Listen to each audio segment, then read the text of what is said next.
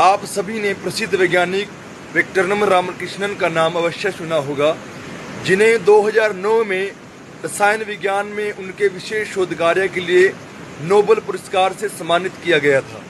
एक समय था जब इन्हें भारतीय IIT संस्थान में प्रवेश देने के लिए मना कर दिया गया था और अयोग्य करार कर दिया गया था, जिसकी वजह से ये भारत में इंजीनियर नहीं बन पाए।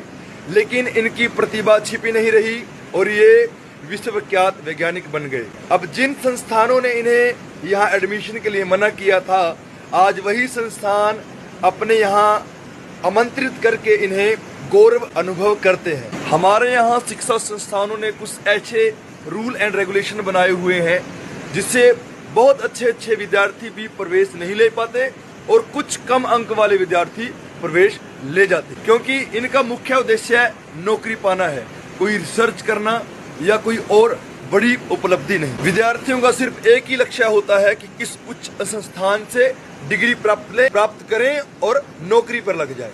हमारे यहाँ एक टेस्ट, एक परीक्षा किसी को एक इंजीनियर या फिर IAS की कुर्सी पर बैठा सकता है या फिर उसको एक क्लर्क के पद पर भी किसी दफ्तर में बैठने पर मजबूर कर सकता है। अब आप मान लीजिए कि आपने 12वीं की परीक्षा में बहुत अच्छे नंबर लिए या फिर आपने ग्रेजुएशन भी बहुत अच्छे नंबरों से प्राप्त की।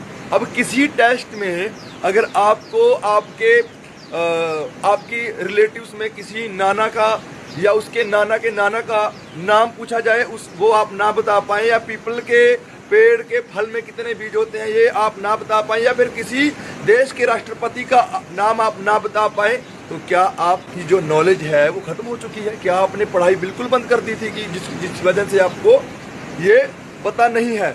लेकिन हमारे यहाँ ऐसा ही होता है। हमारे यहाँ सिर्फ एक प्रश्न के बेस पर ही आपको जज कर लिया जाता है कि आपको क्या आता है और आपको क्या नहीं आता है। जैसे ये मेरा मानना है कि ये ऐसा नहीं होना चाहिए, क्योंकि हर एक इंसान में, हर एक स्टूडेंट्स में, हर एक विद्यार्थी में अलग अलग तरह का टैलेंट होता है। उसके बेस पर ही उन्हें हमें जज करना चाहिए, ना कि किसी एक छोटे से प्रश्न की वजह से उनको जज करना चाहिए। ऐसे अजीब विचित्र प्रश्न के उत्तर ना देने के कारण आपको अयोग्य करार कर दिया जाएगा, जबकि देश के बड़े नेताओं से कोई किसी तरह की परीक्षा नहीं ली जाएगी और ना किसी तरह का कोई सवाल उठाया जाएगा। हमारे देश में परीक्षाएं राजनीति में चुनाव जीतने की तरह होती हैं, जहाँ हर हालत में हमें चुनाव जीतना ही जीतना होता है। और हाँ, हमारे यहाँ विद्यार्थी को सिर्फ पास ही नहीं होना है, बल्कि उसको उसमें उच्चतम से उच्चतम अंक भी लाने पड़ेंगे, भले ही उसको उस रटे पड़े ज्ञान के अलावा कुछ भी ना आता हो।